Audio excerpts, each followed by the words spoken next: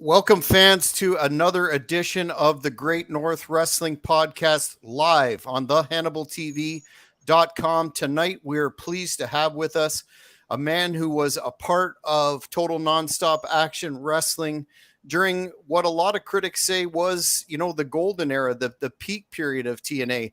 A man who's quite accomplished in terms of tag team wrestling and other endeavors that we'll get to.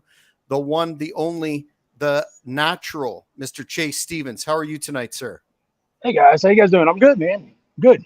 Can't complain. Can't complain today. That's excellent. Thanks very much for your time and coming on tonight. I wanted to ask initially, before we get into the specifics of your career, because the fans are interested in the backstory of the stars that they've seen on television. Were you a fan of professional wrestling growing up, and if so, what territories did you follow? Man, I really wasn't. I didn't follow wrestling growing up. It was just one of those things that, it was in our house. It was in the household, of course, but I really wasn't into it at the time. I was into boxing and things like that. And even as a little kid, my dad would make me sit down and watch it on like a Sunday. We had USWO that would come on, USWA, my bad. We'd have USWA that'd come on, and he'd sit me down and make me watch it here and there throughout, make me put my toys down, watch this, this is the real wrestling. This isn't that stuff you watch, that your friends watch on TV, things like that.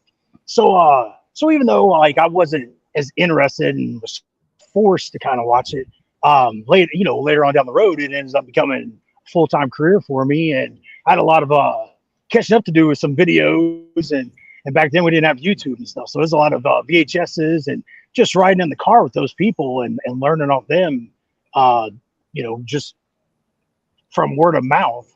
And that's the knowledge that I pertained over the years and what's kept me going in this career for so long. So that being said, you kind of took a route that a lot of folks that get into the industry didn't, and that was being not a lifelong fan. How or what precipitated you deciding to pursue pro wrestling as a career then? Man, there was it was like a mix of a couple things, like over a couple week period. One of my really good and best friends from high school, he started training and come in. I just got home. I got back from the military. He'd come in. He had a little shirt on where he was training to be a pro wrestler. And he's like, man, you would love this. You need to come in and do this. Because at that, I was boxing at that point in time and everything. Like throughout my life, I boxed, and I was just in the ring all the time, like weekly. I was in the ring. So from 8 years old up, I've been in a ring. Even though it was a boxing ring, it was still a ring. So I was comfortable in the ring. He thought it was something good for me, because I had wrestled all through high school and things like that. And he was like, man, you was born to be, you was pretty much born to be a pro wrestler. And so I thought, I was like, why not? Let's go take a look at it, see, what it's like. Well, right whenever that was going on, I had already signed up for an MMA fight in St. Louis. So I go to do my MMA fight before the next training session had come up or anything for me to go even watch with him. And at that MMA fight, Dan Severance was the main event of that show. So I was like, man, I get to see, one of these guys from UFC. And at that point in time, it wasn't, you didn't get to see people like that. You know what I mean? You're renting the VHS a year or two later, and here's that guy from a year or two ago that I got to see, on that pay-per-view. And so it's like, I want to stick around after the show fight or whatever. I want to stick around and talk to him. And he thought I was a pro wrestler already. He was talking to me in wrestling lingo. I had no idea what he's talking about. I'd never heard that kind of language a day in my life. Like it was like a cursey pig Latin to me. You know what I mean? Like, so I have no idea what he's saying. And he's, so then he starts speaking in English, and he's like, asked if I wrestled. And I was like, oh yeah, I wrestle. And he's like, I knew it. So then he's asking me, where I wrestle at, where I travel and all this. And I was like, I'll just, watched in high school. I'm out of Indiana, And he's like, no, who pays you to wrestle? And at that point in time, my brain's just going, it's like exploding. I'm like, shit, you get paid to do that? Like somebody's been taking all my money all these years, So, he learns like pretty quick. He catches on pretty quick that I ain't got a clue what the hell I'm talking about. So So he starts telling me, you know, he starts catching me up to things. He's like, man, you carry yourself like a pro wrestler. You look like a pro wrestler. He's like, you got charisma. He's like, man, when you come out, like, he's like, you wouldn't. Most people are intimidated and things like that. He's like, you know, there's a decent sized crowd out there, and you know what he was doing. You know how to work the crowd. And he's like, he was entertaining. He's like, I just listened to people, you know, cheer and boo and things like that. And I was like, oh man, I was showboating because of boxing. You know what I mean? And he's like, man, you should look into wrestling. And I was like, man, it's kind of weird. Like, you know, two different people from two different universes are saying something to me about it, like in a couple week period. So I was like, you know, it made me kind of excited to go watch it. And it was at the Evansville Coliseum. I went and watched it. It was Mike Samples and this promoter Mark Vance. They put on a show called it was Hardcore Wrestling Federation back in '98. So I went in there and watched they let me watch the training session, and it's just, you know, there's a couple older people, but most of them were like right around my age, and they'd already had matches and things like that. And I just got to talking to them, and they ended up being, you know, super nice people, and you know, they let me come in and have a few training sessions with them, you know, and I didn't know what I was doing. I'm over there with a checkbook, just writing my bank account away, you know. Heck yeah, I'll pay it. Like, let's sign me up, you know. I didn't realize, like, I was just, you know, I'm just burning money in the wind right there, you know. So it was, I think it was like $3,000 to train. I paid it right up front because I was an idiot. I didn't make my payments like I should have. So at that point in time, they get me in there and they give me like a couple training sessions, and then they're like, hey man, we didn't have a guy show up. Like, we need you to wrestle tonight. And I was like, oh man, I don't know how to wrestle. Like, I know how to amateur wrestle, but I ain't got a clue how to do this. And they was like, oh, you're good, man. You're good at it. I was like, no, I'm not, because I'm grabbing the wrong arm on everything. I can't tell left from right. I don't know what's going on in life. And they was like, oh, you'll be great. And then I got downstairs, and on the card, you know, once they gave me, my name was Glacius at the time. So once I look at the card, I'm wrestling who I thought was a chick. I was like, man, I'm wrestling a chick named Tracy Smothers. So I was all upset about it, you know. I was like, oh man, they're trying to get me to quit. They just, you know, they took my money, and now they're just trying to get me to quit. So when Tracy finally does get there, I'd already ran my mouth, you know, loud enough that half the people that was already there heard me. So, you know, I'm sure they ran out there and smartened Tracy up before he got in there, but I didn't know what the hell was going on. I didn't know everybody knew each other in the little circuit, and I was just, you know, some little kid running around just getting out of the military and thought he was a tough guy, you know. So whenever Smothers come in, like, shakes my hand, he's a full grown man. There ain't no chick to him, you know what I mean? And I could already tell he's mad at me, and so he tries to go over a few things with me, and he's like, hey, don't worry about it, you know, we'll go over it. Like, we'll get it down. And we didn't go over it again at all. We didn't get nothing down. So so when we went out there, I locked up wrong with him. I locked up amateur style with him, and man, he just, through his teeth, he was talking like, you don't even know how to lock up. But I didn't hear that. I heard a bunch of just slurish words that I didn't understand, and he just hauls off and jacks me right in the face, breaks my nose. For you know, real? my knees. Oh yeah, man, he just hammered me. So my knees like collapsed, you know, like because I was like, you know, I'm used to boxing, but I ain't used to like getting full blown hit with knuckles, you know what I mean? And my knees kind of buckled. I back up a little bit. I was like, you know, my face is starting to swell already. I thought I swallowed my teeth. I mean, after he hit me, I didn't even know it was coming. Like, he just jacks me, grabs me by the seat of my pants, the back of my hair, and throws me over the top rope. And man, if you talk about, like, thank the Lord that people didn't videotape stuff back then. They didn't have little phones to get me on, because I was just a human lawn dart. I just jumped over the top rope and landed right on my face, man. So then he comes out and he said something else to me, but I heard him say, "Do you know how to dive?" And I was like, "Yeah, I know how to dive, but I'm bleeding. I'm just pouring blood." So he's like, he throws me back in and he says something. Well, he said, "Fake one, give one." I didn't hear that. I heard, "Do you know how to dive?" I was like, "Yeah, I know how to dive." So I run, hit the ropes. I jump over the top rope, and he bends down and, like, you know, goes down. I land right on his back. So here he comes again. You stupid, you know, MFer, you know, grabs me and punches me again right in the face. I was like, dude, I don't want to do this shit no more. Like, I'm ready. Like, take me back to that fake boxing. You know what I mean? Like, I was like, it's way better. So, he's like, you know what a finish is? And I was like, yeah, I think I got that. I can figure that one out. So you're like, rolls me in. He's like, stay down, MFer, stay down. He's yelling at the ref, count three. I was like, man, I'll count three on myself. I don't give a shit. Like, I'm done. I don't want to do this no more. So I get downstairs. He's just, he's screaming at me, man. He's just yelling right in my face. You piece of shit. Like, how long you been in business and blah, blah, blah. And I was like, 3 days, sir. And he's like, what'd you say? I was like, well, I mean, maybe 4. I don't know. I mean, like, there's a lot going on right there. You know what I mean? I think he thought I was going to say, like, a year or so, like, at that point in time. And he's like, who the hell put you in the ring? And I was like, oh, those guys over there, And so he goes over, they get into it and start arguing. He comes over and he's like, you got to change your clothes? And I was like, yeah, I got to change clothes because they gave me this stuff to put on. So I had, like, I had my workout clothes that I come in to, like, work out. I didn't have, like, an overnight bag packed or anything. He's like, you got to change clothes. And I was like, yeah, I got to change clothes. He's like, good. I'm going to, show you how to wrestle. So I just thought maybe he was going to the next venue because that's what I was told that they do. They travel around. They're on the little circuit. If you get on that circuit, you're in good. So I was like, oh, this might be my opportunity right here. I don't want to tell him no. So I jumped in the car with him, and one change of clothes, I didn't come home for 8 months.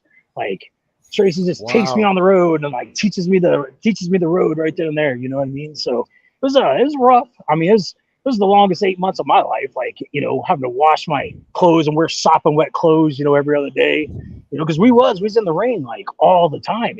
I'm just constantly getting beat up and sweating profusely and one change of clothes. We're not going anywhere to buy any more clothes. Like, I don't know of a day Tracy ever went shopping. He had the same clothes on, when I met him as what he did, like, at his end, you know what I mean? Like, it was just Tracy. If they wasn't giving us free shirts at their gimmick table, we wasn't getting no new clothes. You know what I mean? So you were learning the craft as you were working. You were wrestling. Wow, that's unique in and of itself, isn't it? But I wasn't wrestling kids. I was wrestling people coming straight off TV, like, coming on down, and man, they were just hammering me and, like, putting me in stuff that I still this day I couldn't put you in. And they'd be like, you still want to be a Rex King was the worst, man. Timothy Wells, he would put me in stretch holds and stretch me and be like, you still want to be a wrestler? I'm like, no, I don't want to be a wrestler right now. I just want to figure out how to get the fuck home. That's what I want to do. I was like, Jesus. Wow, that sounds like exceedingly old school breaking in, if I've ever heard it in all the interviews I've conducted. Yeah, that was it, man. And I didn't want to be, but I'm one. Once I put in that 8 months, man, when there ain't no turning around, we're going full bore. What made you? It sounds like it was a lot of you were unprepared, not through any fault of your own, and it was overwhelming. What made you stay and not say, screw this, I'm hitting the road?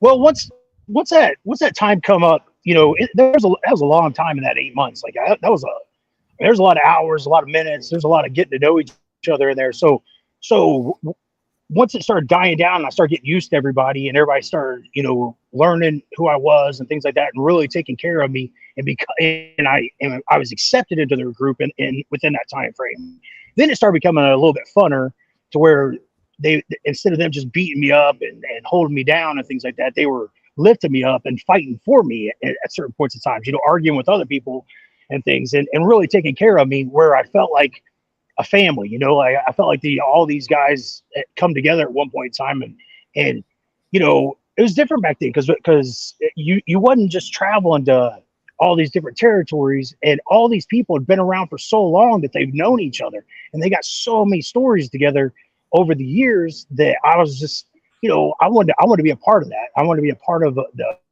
family of wrestling.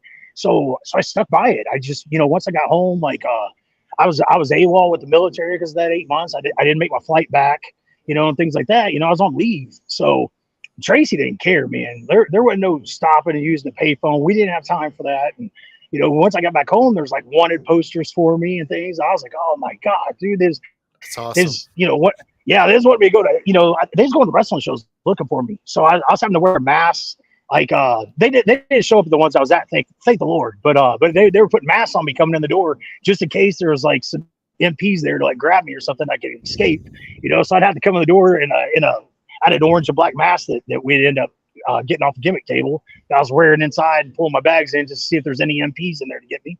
But it all got taken care of because it really wasn't my fault, and I wasn't trying to dishonor our country or anything like that. It wasn't like I was like, in fear of my life. It was running from anything. It was just, I had another career part, show up, and the military really liked it. When I finally got to sit down and have the conversation with them, they gave me an honorable discharge. They wanted me to just kind of help recruit with them and things like that. So I did. I traveled around any kind of National Guards and things like that. I would go and do some like pep talks if they had some recruits, from high school that wanted to come in. I was just, so it all worked out in my favor. But it was, there for, oh man, it was a good 6 months, man. Like, the butthole's puckered every day of walking in a wrestling show, like you just wonder like, hey, they're going to take me to Leavenworth. They're going to lock me up in prison for the rest of my life. Like it was a different time frame back then. We didn't have the internet. We wasn't smart to things. We didn't know anybody's emails. We couldn't just email somebody and tell them like what was going on in life. You had to pull over and use a payphone, and you had to have money for that. And I was only making $5 a day, so and that was all going to food. So it was just a rough year, starting out in wrestling. But once you get through all that, once you got through all that, the bad stuff, man, it really was like a big, a very positive thing. And I've done so many things in this career now that, I can't imagine doing anything else, man. I'm happy to be, in the situations that I went through back then. I'm proud of going through that. A lot of wrestlers don't get to go through it today. I didn't like it at the time, man. I hated it, but I just, man, I'm so stubborn. I am probably the most stubborn person you'll ever know in your life. So there is no quitting involved in my life, Well, and it builds character. Early on, you seem to get into the capacity of a tag team specialist, and I'm thinking of your team with Cassidy Riley before Andy. Did you was this a conscious thing? Did you have an appreciation for tag team wrestling, or how did that all come about? Because it's definitely a lost art nowadays. So I kept I'd run into like I said, like Rex King, Steve Dahl, Rock and Roll Express, the Bushwhackers, all these guys I'd run into traveling on the road with Smothers. And they're the ones that would like, Hawk and Animal. They'd take me, like they'd all pull me aside and like sit me down and like talk to me. And they was like super nice. And they would just tell me their stories, and I just had a lot of fun with them. So, and that, like I said, that kid that got me involved, like my friend from high school that got me involved, he was still wrestling too at the same time. So I started doing a little circuit with him. He would jump in too, and we go to shows. He couldn't really go too off far because he had a child and stuff like that. So he stayed around more the Indiana, Kentucky area when we come through on things like that. And I think he did Tennessee and things like that too. His name was Billy Blaze, and we tagged a lot. So anytime I was around that circuit, we would tag. And then I ended up moving to Tennessee with Smothers, and moved in with Smothers, and just it just wasn't feasible for my tag partner at the time. So it was probably, I don't know, it was probably about a month and a half after moving in with Smothers that he went on the road without me one weekend. He had a shot that he had to do, and he had a flight or something where I couldn't go.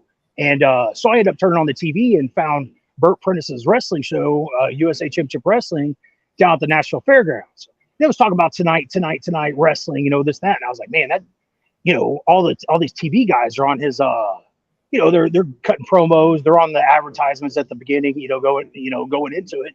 So I was like, man, if they're all down there, that's where I need to be. I need to go down there instead of, sit at home, like twiddling my thumbs. Like I need to be wrestling. So, I didn't ask Smothers, if it was okay if I win or anything like that. I just jumped in my car and got a map out and an atlas and tried to figure out how to get to the Nashville Fairgrounds. And I got down there and I didn't have no gas to get home. And like, no, it was just a one-way ticket. I was like, man, I hope somebody pays me a little bit of money so I get some gas to get back home. So and they wouldn't let me in the door. Like, there's this lady there, Sarah Lee, this older lady. She wouldn't let me in the door. It was $8 a ticket. I didn't have $8. I didn't have 50 cents for gas to even get back home. So, and I couldn't remember what town that Tracy lived in. So I couldn't even tell anybody where I needed to go to get back home. So it was like, it was rough. So she gave me a cup, told me to go stand outside and panhandle. So I come up with $8 and she let me in the door. And it's like 2 p.m. There ain't nobody there. I'm standing out there in this hot weather and I'm going, man, there ain't nobody here. Where am I going to get $8 at?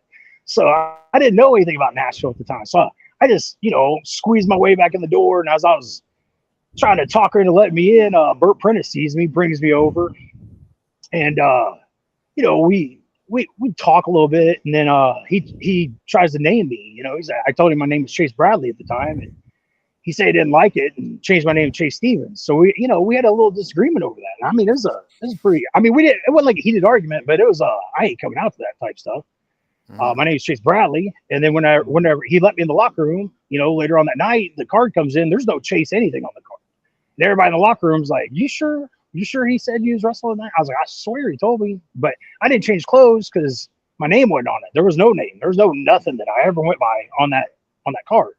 Well, during intermission, he brings me out and he's like, just get me an interview with everybody. And he's like, it's like, I felt like it's intermission. But I walk out, it's a great big camera out there. I'd never seen anything like it. There's a guy sitting on it, like videotaping us. And I was like, man, that's like one of those great big TV cameras. This is like pretty cool. So I get in there, I'm kind of nervous. I never had my own like little interview segment in the middle of the show. So he's asking me just regular questions like how me and you are going. I'm trying to answer the best I can, but I really don't know anything about Nashville to answer them right. So I'm just bullshitting the bullshitters. And next thing I know, I'm getting shoved from behind. And I turn around, this dude standing there with the one white eye in. He's like, I've been here 3 years. I ain't never had my own time on TV. Why you got your time? I'm like, shit, I don't know. I don't even know why I'm here. Like, I'm just trying to come up with $8. You know what I mean? So anyways, Bert's like, he pulls the microphone down. He's like, you need to hit him. And I was like, do I need to really hit him? Like, is this real? Like, is he mad? Like, I don't know. So I give a little work punch and he sells. So I was like, oh man, we're on the same page. Thank God. I hit him again. He extends his hand. I grab onto his hand. I go to shoot him. He reverses me. He tells me duck one, cross body. I cross body him. Here comes the ref slide in. 1, 2, 3. They hand me the fucking heavyweight title. Bert goes, you need to roll out of the ring. So I roll out of the ring, jeans, a t-shirt, roll out of the ring. They're like, oh my God, Chase Stevens just pinned Rick Michaels in less than 30 seconds, like the new heavyweight champion. So I guess I was Chase Stevens from then on, you know what I mean? So then I get, then I had 2 commercials I had to do that next, so that was a Saturday. Sunday I had 2 commercials he had me doing. So I made decent money on those commercials. And then I come back to, I think the next Thursday I come back and Cassie Riley comes in. He's like one of the first ones to open the door and come in. And I'm shaking his hand, introducing myself. And he's like, oh, yeah, me and you are a tag team. And I was like, we're what? And he's like, oh, we're tag team. I was like, no, I already got a tag tean partner. He's like, no, you ain't got one. Like, I'm it. We're going to be called the Hot Shots. And I was like, no. I am a tag. I'm high velocity. Like, I already got a tag team partner. Like, I appreciate the offer, but, I ain't just going to leave my friend high and dry. He's like, man, I'm sorry, man. Like, this is what you got to do sometimes. You got to go with the flow and, whatever keeps you on TV and things like that. And I was like, God dang it, man. Like, I don't know how to tell my partner this, because I was just talking about him moving down to Tennessee and us, going to the fairgrounds and doing all this stuff. So anyways, we ended up becoming the Hot Shots right then and there. Something ended up happening where I ended up dropping the title of the James Storm, heavyweight title of James Storm. And then me and Cassidy took over the tag team titles. And it's just been, we were the Hot Shots for years, and then TNA ended up, coming in and like months before it ever started, Jeff and his father, Jerry, come in and they were starting up, what ended up being TNA at the time. And we didn't even know, we didn't know what the name of the show or when it was going to start or if it was even going to start. We just knew they were coming in and looking for talent, and Bert filled up the card full of, what he thought was, the best talent in our little community right there. And it was like, me and Cassidy, Storm, Chris Harris, AJ Styles, David Young, it was a lot of, and none of us were known at the time, but we were like good talent for that little area, and we ended up all signing a contract, with the company just off that show right there.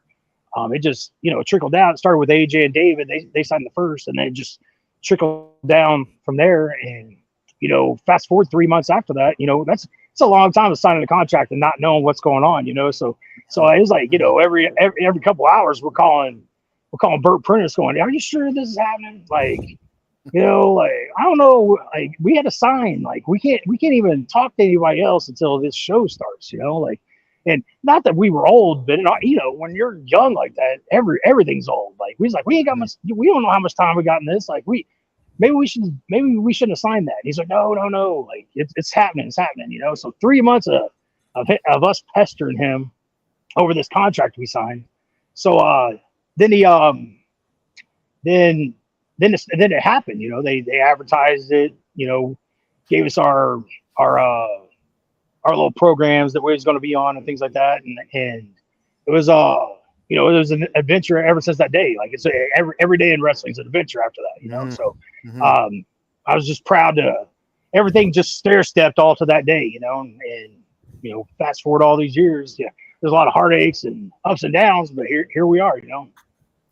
So with that all being said, how did your team with Andy Douglas first form, knowing that you had spent all that time with Mr. Riley? Man, that's all. Everything's just gets thrown at you. You don't choose stuff. It's just me and Cassidy. Like, it was given. Like, it was, this is you guys. This is what you're gonna do. And then we just made it work. And then we ended up becoming really good friends. Then fast forward, our contracts come up. We tried the other company, went with WWE, come back to TNA.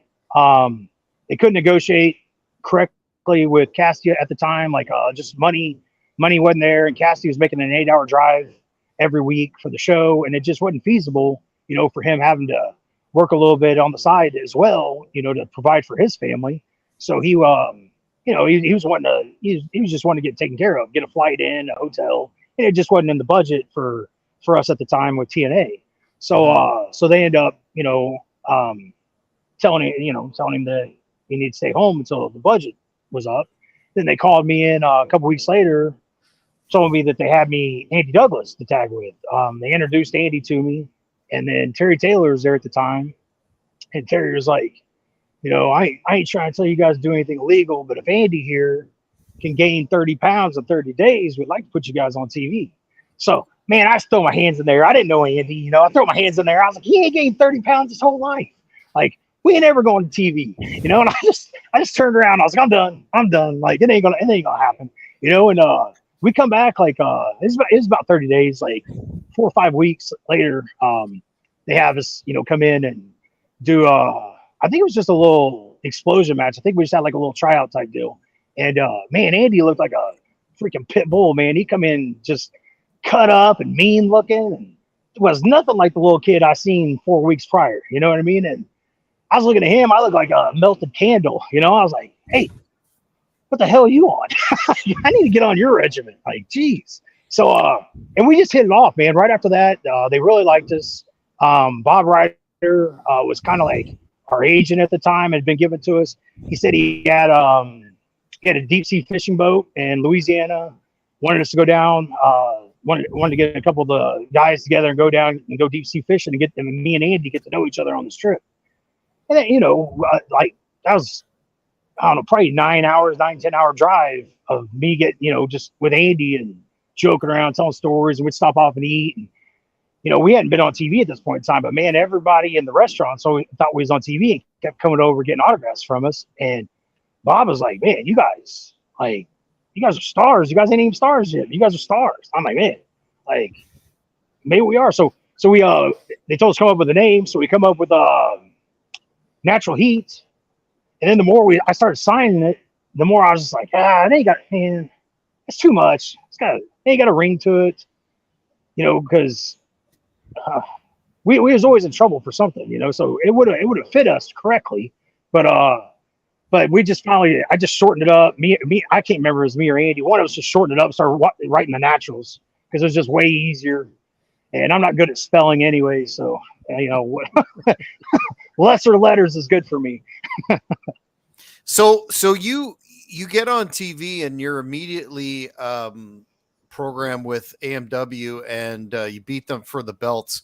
Can you talk about working with them on a continuum? I've had the pleasure of interviewing Chris Harris, and James Storm was just up in Great North Wrestling here. So what a talented duo they are. And did you when you won those straps, did you think that the sky was the limit at that point?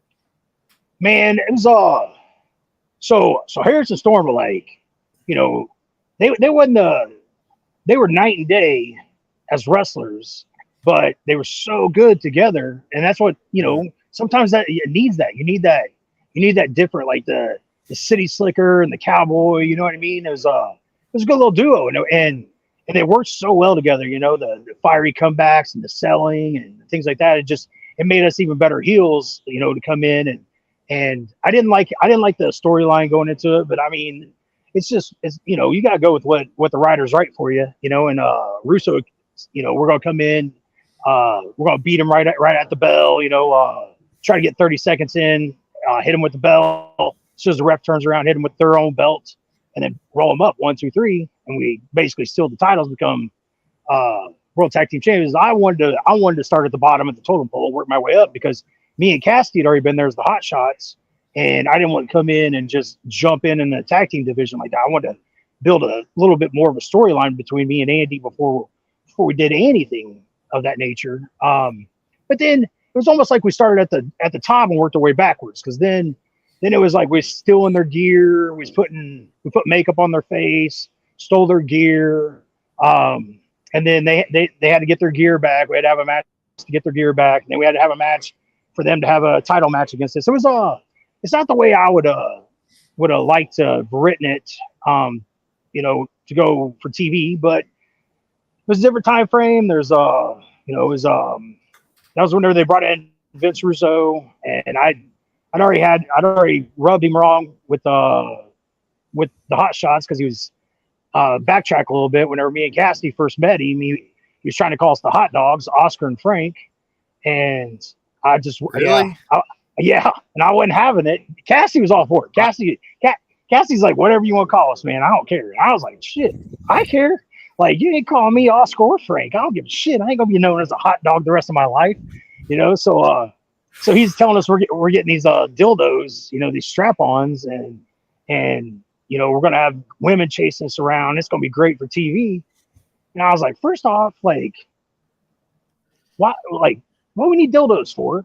And second off, Cassie's married, got a family. I was like, do we really need to be doing this kind of crap? And our whole slogan was, we're pricks, proud, and protruding, and then we grab our crotches. You know what I mean?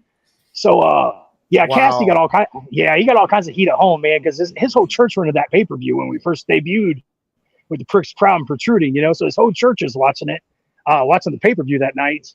And oh man, just we come out already cocky, and then grabbing our crotches, and we're doing almost like the anaconda for like one of our tag moves, all this other stuff. But we had black trunks on, so you couldn't even see that we had these dildos on. So we had to go get these neon orange gear, and then I decided I was going to spray mine down with a water bottle and outline it, so it kind of coming down the ramp, maybe people would start noticing a little bit more. I didn't know what I was doing. I was just trying different things, like trying to get something over. At least we got called the hot shots, not the hot dogs. You know what I mean? So it was a little bit of trading off there. Chris Harris has got me. He's holding me in the stalling suplex and walking me around the ring. And there's probably 2,200 people at the Nashville Fairgrounds during this pay-per-view, Wednesday night pay-per-view. And this one guy in the crowd, it's dead silent. This one guy in the crowd's like, he's got a boner. And then everybody starts whispering and come together, and they start chanting, he's got a boner. I was like, you have got to be kidding me. Like, this is went south so fast. Was this a legitimate idea from Vince Russo, or was it a setup? No, it was a legitimate idea. That's because really? The Dicks come after that. Remember the Dicks? The and Johnsons the Rainbow or whatever? Express. Yeah. Yep. Yeah, it was all yeah, that was all Vince's little. I never got like, I just didn't like his ideas. I never liked his ideas. For the time I met him, just kind of rubbed me wrong. And not that he's ever personally said anything bad to me or anything. We've never had any. I just, I listened to his pitch. I didn't like it. It didn't go with anything I was taught over the years of being on the road with all these other guys that had been in way longer than me. And then me calling them up, asking them what they thought of it. And they was like, hell no. Like, don't do that. And they were all telling me, like, you got to stand up for yourself. Like, don't let these guys that's never done anything in the business, don't let them, take over and make fun of you and things like that. So they were stirring the pot with me anyways, get me all heated up as it was, So I don't know what all the rib was, but I went to Jerry Jarrett and told him the whole situation. He didn't like it. He did like the dildo part, and that's when I realized I talk a little too much and should just shut my mouth at the hot dogs, But anyways, it was a short last. It didn't last long.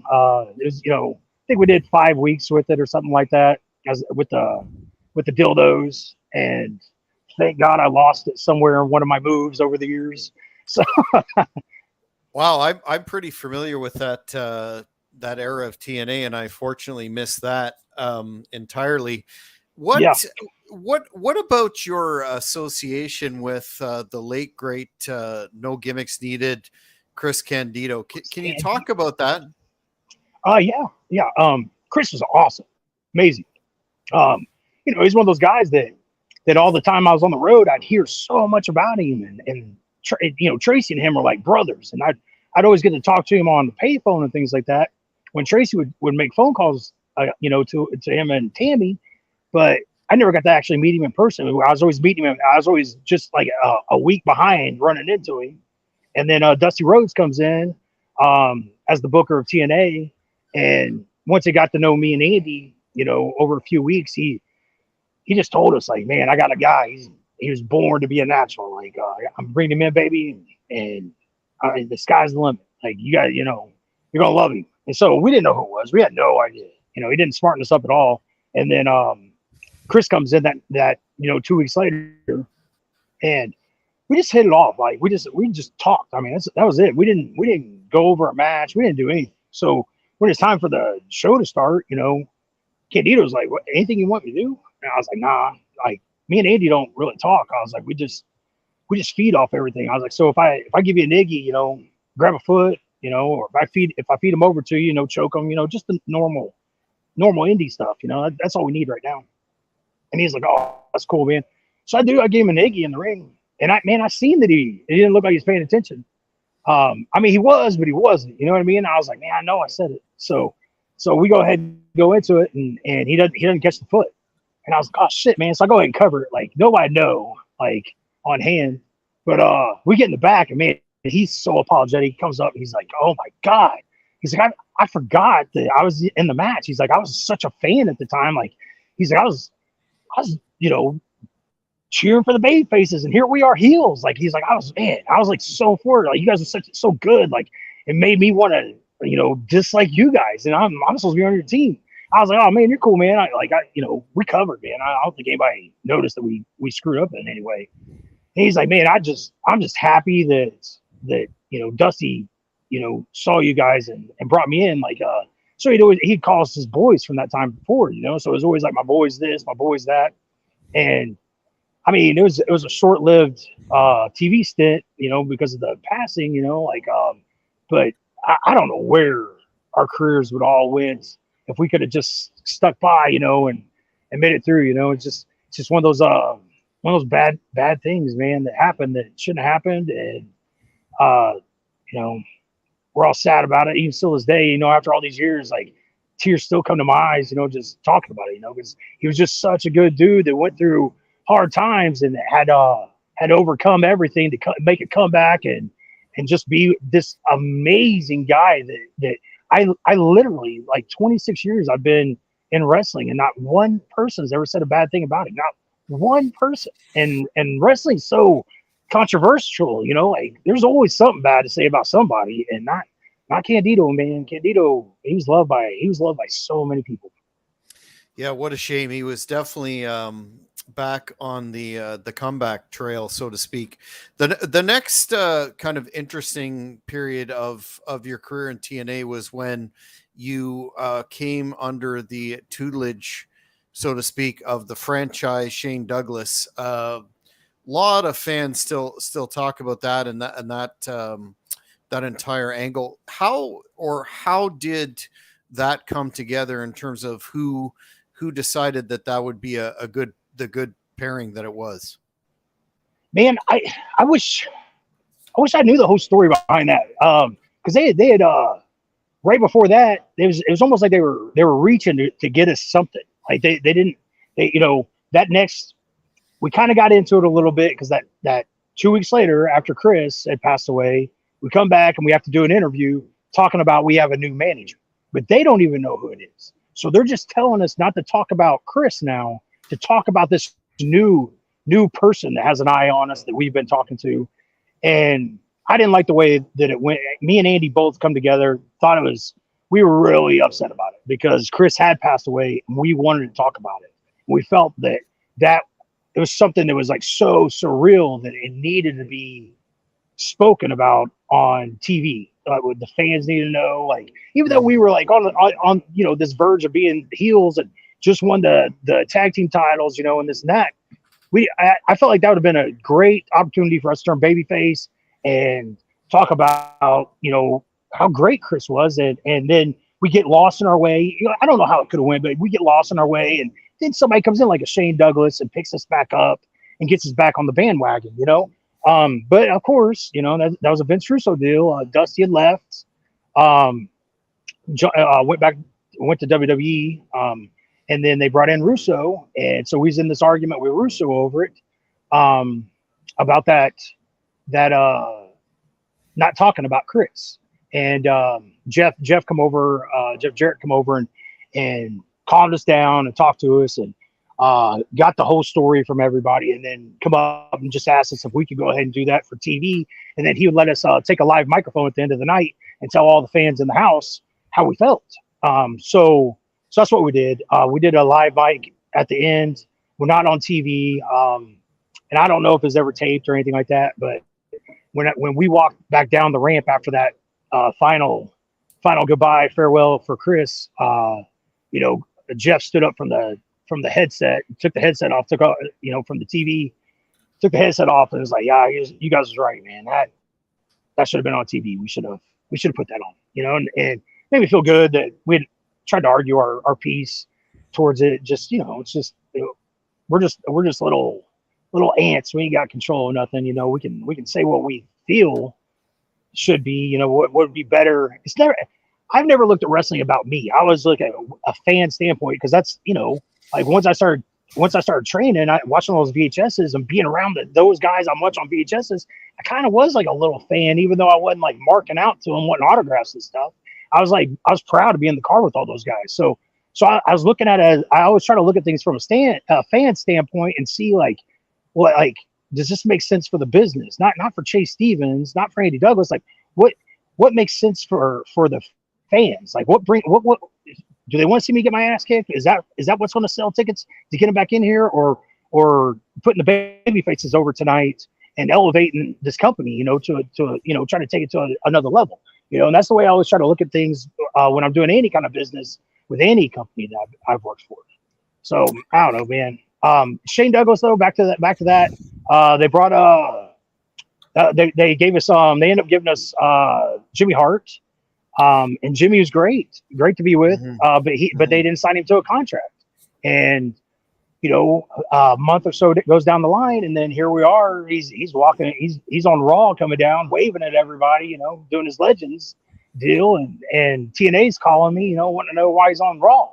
I was like, I don't know. Like, you guys is the ones that put him with us. Like, I asked Jimmy to be our manager. It was great that he was our manager. I just, didn't know. And then they tried to get Tammy at the time to come in and do something with Tammy, but that wasn't in the books, evidently.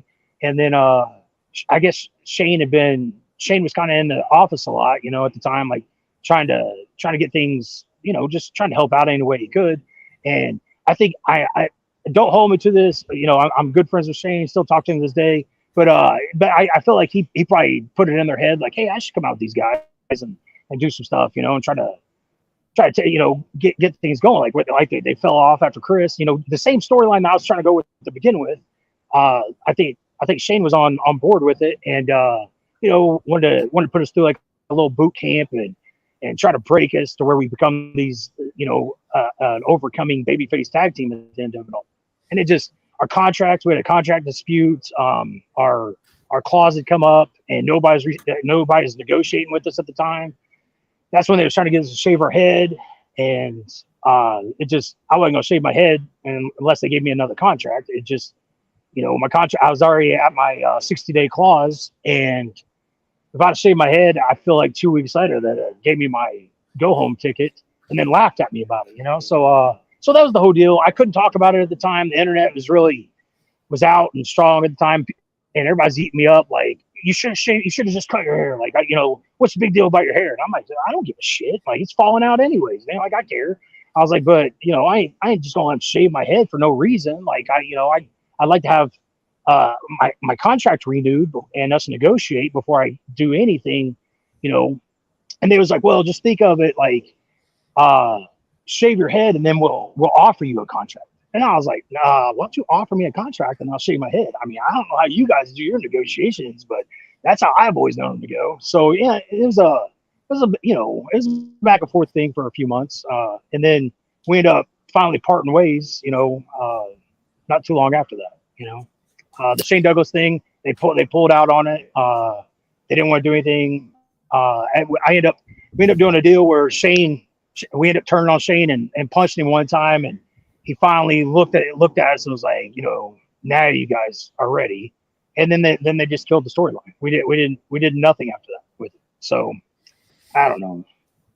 Yeah, it sounds like your story in terms of the creative direction or lack thereof was not unique during that time frame. Unfortunately, a fan on social media asked about your feud with Team 3D and the you know, the fact that you beat them in a tables match on TNA's primetime debut, and then it seemed like the second match was a defeat, and they kind of pulled the plug on that program. What's the story behind that? Because that seemed like you guys were bound again for the straps.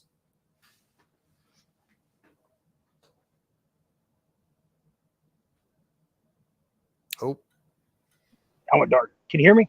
yeah, I can hear you. Did you get my last question? Yeah, I sure did.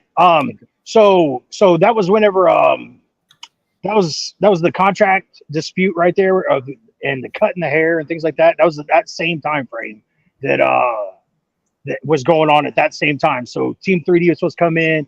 We were supposed to what they had told me was we were supposed to put 3D through the table, and then we were supposed to take over as the table people, like bringing the tables out and putting people through tables after that. And they was basically like passing on, you know, the gimmick to us, and that ain't how it went because of negotiations with contract dispute and thing like that. So they just end up cutting us.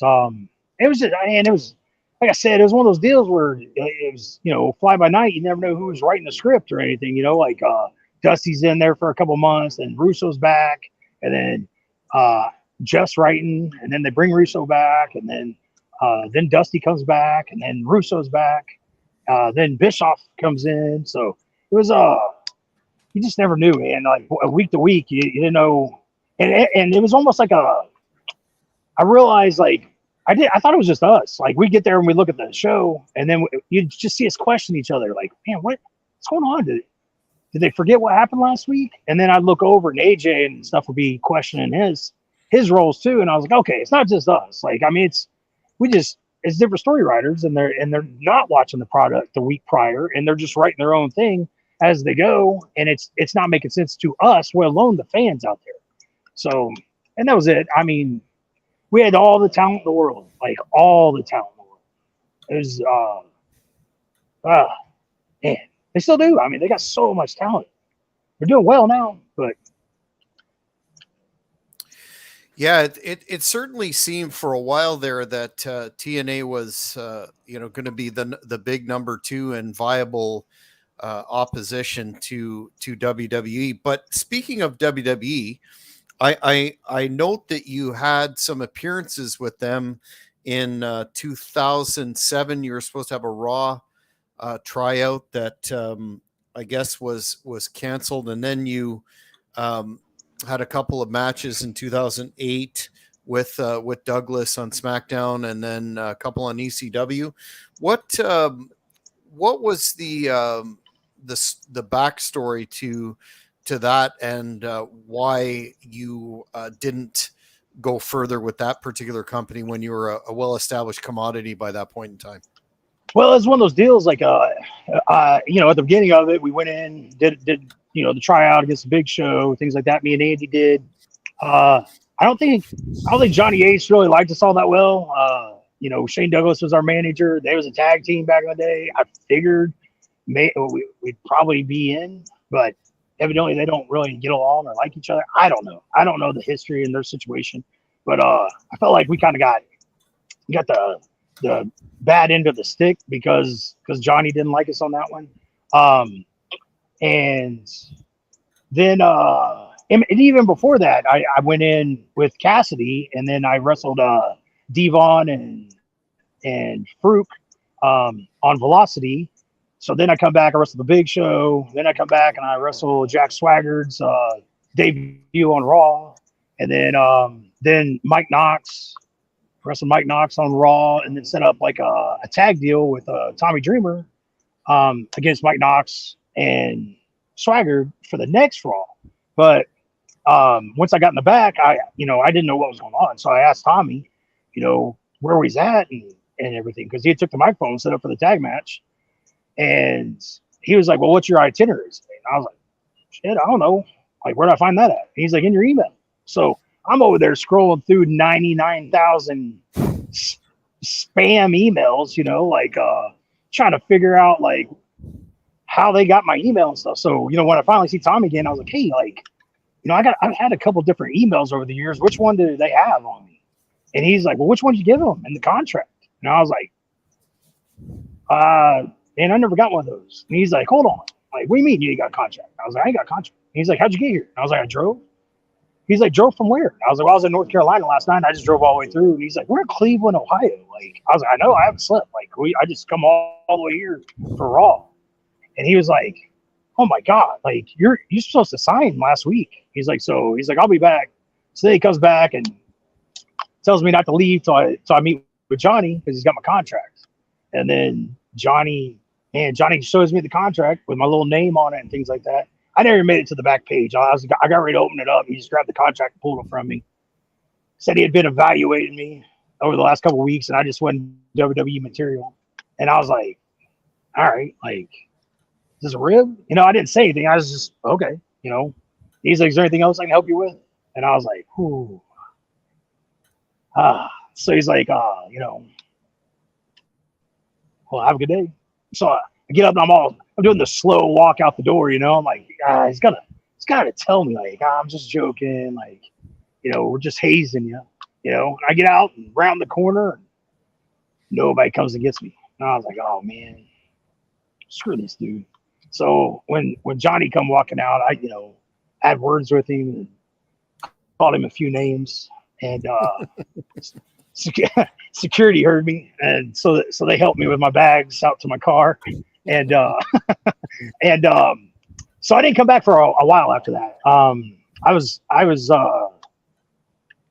can't remember how old I was in that one. I think I was 30 at that point in time, 29, 30. And that then Johnny had stepped down. They moved him to production or something. And a few years later, I come in and was rolling around in the ring, and Regal had asked me how old I was, and I told him I was 35, but I wasn't. I just caught me off guard. I was 34. But he's like, oh man, like, Chase, that they ain't looking at anybody over 34 right now. And I was like, shit. So and I didn't even put two and two together. It just caught me off guard, And it wasn't until my birthday that year I'm looking at my cake and I'm 35 on my cake, and I was like, oh man, I'm 36. And they was like, add it up. He was born in 79. So like I'm trying to add it up in my head. I was like, shit, I lied. I screwed myself on one of these deals. So yeah, it was just I don't know, like and at that point in time, I picked up the video games with THQ, so I was doing really well. They was paying me well to go out. They was flying me out to California once a month to do the motion capture for the video games for WWE, and that was a year-long gig. I mean, it'd take about nine months to put that video game together. So that was 9 months of pay, and then and I think I made 11 of them altogether, 11 video games. So the next time they'd call me back in, I was already scheduled to go out and do the video games. So I got a hold of Dreamer and I was like, hey, which one should I do? And I was like, you guys got me coming in for, a spot, but I also got your video game I got to make. And he's like, well, which one pays you more? And I was like, I'll be honest, the video game pays me more. And he's like, well, go do that damn video game. Like, this spot will be here. Like, don't worry about it. So, and that was it, man. I never called him back and was like, hey, you guys need me to come back. Cause I ain't one of those guys that goes out and just today, everybody, like every, 30 minutes is sending an email, like, hey, you going to use me? Can you use me? Can you use me? I can't imagine what WWE, like their email, situation looks like, or even TNA, you know what I mean? Mm-hmm. Like I tried to start a little indie company and I had people from, countries I've never even heard of emailing me, hey buddy, remember me? And I was like, no, I barely remember who my own family is half the time, let alone you guys, So when you had you were released from TNA, I wanted to ask you about the program that you had on the Indies when you and Andy split and had that pretty intense rivalry. How was that creatively satisfying to the end of the team? No, man, I was another one of those things where it was weird. Paul Adams was the story writer at that point in time, and a really good friend. He passed away not too long ago, and just one of those guys that would sit down with you and get to know you before he would write you anything. And so, and he would talk to you about everything instead of just you coming in and being blindsided by everything going on. And I thought, us being on the Indies, now, like, and we travel together a lot. Us working each other instead of them having to bring us in and pay us, a big payday for two guys and have to get two guys up against us.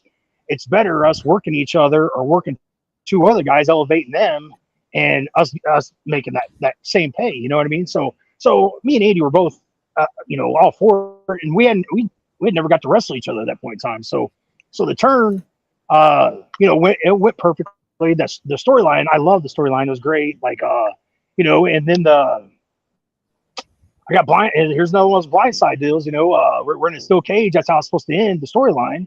And Andy comes in and tells me he's not gigging. And he's the heel in this storyline.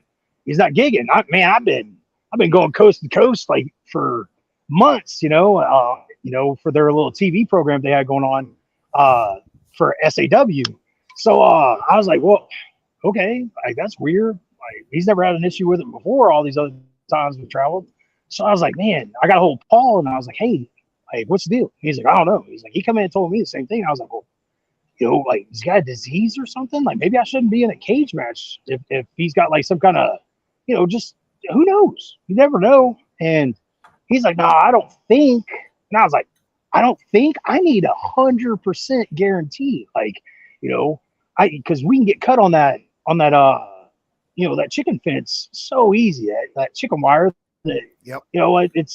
It's easy to catch something in there if you're, not with a trusting person. And we were in two separate locker rooms at the time, so he comes back, Paul comes back and is like, no, he's good. And I was like, I still feel like it's weird. So I texted Andy. I was like, man, what's the deal? And he's like, my parents are out there and things like that. And I was like, so? I was like, you've done it before in front of your parents. Like, I don't understand what that's got to do with anything. But it was text message. It ain't like I could argue with him on it. You know what I mean? So, anyways, we go out there and we wrestle. Have a what I feel like was a great match in the cage, and we get done. He grabs the microphone and starts talking about his retirement and how he's done with wrestling. And this is what he's going to do his whole life. So I was going in my head. I was dumbfounded because I hadn't been told this, and I was like, man, he's a genius. This is how you keep us on TV. He does commentary for a few months, and he gets in here and, turns on me again, or I turn on him, or we come back together as a tag team. So I just go ahead and go babyface on him, like talk about how's his best man at his wedding, and he's overcome his demons. I'm proud of him, and I hope the future's bright for him, and blah blah blah. And we embrace, and teary eyed, and all this good TV shit that really the camera went down. We didn't know it, so we're doing all this for nothing. And then the mic kept blanking out too. And then we get in the back, and he comes over. He's saying, after we changed, and man, I'm like shaking his hand. I'm going, dude, you are a genius. Way to keep us booked. That's exactly what I need as a tag team partner right there. Like keeping us booked. They can't send us home now. They got to bring us back. Like good stuff. And he's laughing with me, shaking hands. I'm hugging his wife, all this stuff. And then as we're pulling our bags out, he's pulling his bags over to U-Haul. He's got his truck hooked up on the back of this U-Haul. And I was like, man, that's weird. Like, he's really going all out with this retirement thing. And man, I didn't talk to Andy for 4 years. He changed his number, went off social media. Like, I was like, whoa, he really retired, So he became a chiropractor. He ended up going back to school, become a chiropractor. Moved back to Nashville after he got his, got certified and got his license and all, I don't know, whatever you got to go through to get all that stuff. So now, I'm beating people up and he's fixing them. So we're still a tag team in a certain way. But he's got a practice set up here and, right down the road here in Madison, Tennessee, called, what's it called? Nashville Necks and Backs. So if you're ever hurt in the Nashville area, hit him up. He's got a good little practice going on over there. Well, good for him. In 2015, you were advertised with Cassidy Riley again as the Hotshots to be part of the Global Force roster. What happened with that whole company and that whole situation with Mr. Jarrett? Yeah, I don't really know the behind the scenes on all that stuff. We come in. I think we only worked one time in Mississippi for him. I think we did Jackson, Mississippi for him, and on a baseball diamond. It was a nice. I mean, they had a really nice crowd.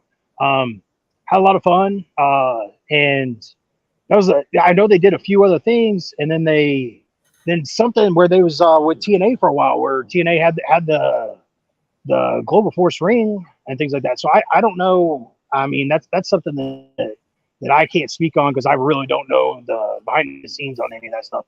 I just Cassidy and me both got contacted to do that second or third show that Jeff was putting on, and we jumped right on it. We love Jeff to death, so we went in there and did the best we could. I mean, I don't know.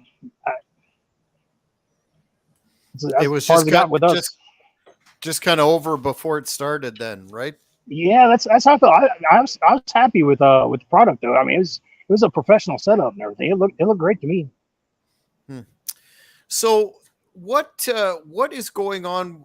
Two-part question. What's happening with you lately in terms of the business? And do you have thoughts on the current product as per the big two, WWE and AEW? And could we ever see you in either of those organizations? Man, never say never. You know how this business works. As soon as you say I'm done, I'll end up being Terry Funk and have 16 retirements. If I ever go that route, and I don't feel like I'm there yet. I feel like I still got time left in me. My body still feels good for 26 years in the business. And so it's just talking to the right people, being in the right place at the right time. The older we get, the more we focus on family and friends a little more than staying on the road. And I got kids of my own now, and try to catch up with them and try to, I miss so many birthdays and Christmases and just holidays altogether. And now it's kind of nice not to be on the road, even though anybody that talks about it, you can't help it. Like this is what I was born to do. So I still travel to this day. I'm still on the indies. But yeah, I don't think I'm done yet. I still think I got a little gas left in the tank. It's just timing. Everything's about timing. So when my time's right, hopefully we can renegotiate something, for any, maybe not even a on-screen character, but just helping the younger ones behind the scenes, I like I said, all that knowledge I pertained over the years of traveling with all these, guys they're not with us anymore. They, so many of our brothers and sisters have passed on, and I got all that knowledge locked up in my brain up here that needs to be given to these younger talents today, like it was given to me, So, and I think we lack that in the world of professional wrestling today. I think we lack having enough, veterans out there explaining and teaching the right way. So at some point in time, for some reason, I'll be back on somewhere. Well, in the meantime, where can the fans find you on social media, Chase? And do you have any appearances in particular that you'd like to plug at this juncture? Man, so what I got? I'm Naturally Chase on Twitter, Real Chase Stevens on Instagram, Chase Stevens on Facebook,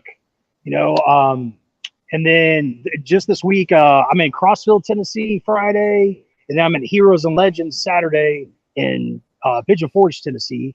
So I'm not too far from home this weekend, but I'm still traveling. Like this whole eastern side of the country, Texas on over. I'm somewhere every weekend. So if you live in this, over on the eastern side of the United States, like there's a good chance that I'm coming somewhere in your state around you.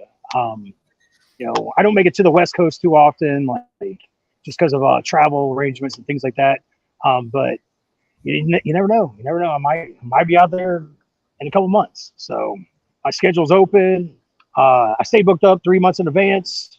It's kind of like just a band, how they just tour and try to keep things going, and I've been doing that for quite a few years now. So I've got to know a lot of the independent promoters and I got a nice little setup and I get to be home during the week and I get to heal on the week during the week and get to beat myself up on the weekends. So, That's tremendous. Well, I want to thank you very much for your time, Chase. It's been extremely illuminating. We will stay in touch and keep on top of your comings and goings in the business. Last word goes to you in terms of anything that you have to say for your fans. Man, I thank you for all your support. If it wasn't for you, I would be here today. So I thank you for each and every person that's listening to this. Thank you. Well, fans, that's it. Another edition of the Great North Wrestling Podcast. Jack Kilby here saying so long for now. Thank you for watching the Hannibal TV. Please like this video if you enjoyed it and click the subscribe button to not miss any of our latest shoot interviews, match videos, or news updates. Follow us on